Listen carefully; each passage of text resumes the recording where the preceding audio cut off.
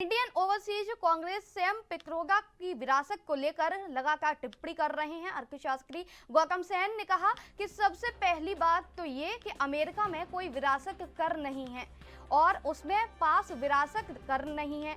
इसे arrest duty और gift tax कहा जाता है।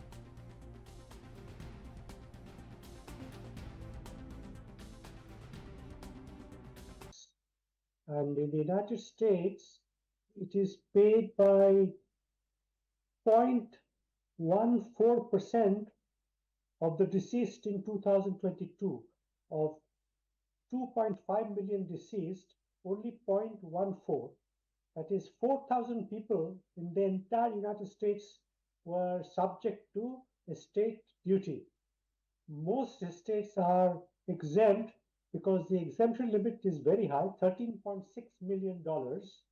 And also the big estates, the really wealthy, have their money in trust. So the US example is not a good analogy for India at all. The issue is like this. Punar redistribution is something which takes place in all economies, all societies. In fact, Bharat में जो 10 साल में redistribution हुआ, it hasn't happened in 1,000 years. We've had massive increases in the welfare of rural India for the first time, and the poorest parts of India have also improved their relative status. So actually in India, we are doing well. The question is, how do you achieve this? The proposal made to survey all households and businesses is impractical for many reasons. It is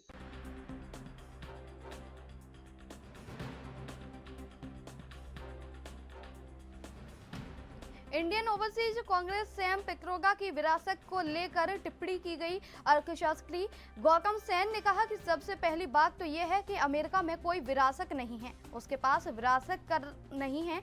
इसे arrest duty या gift tax कहा जाता है।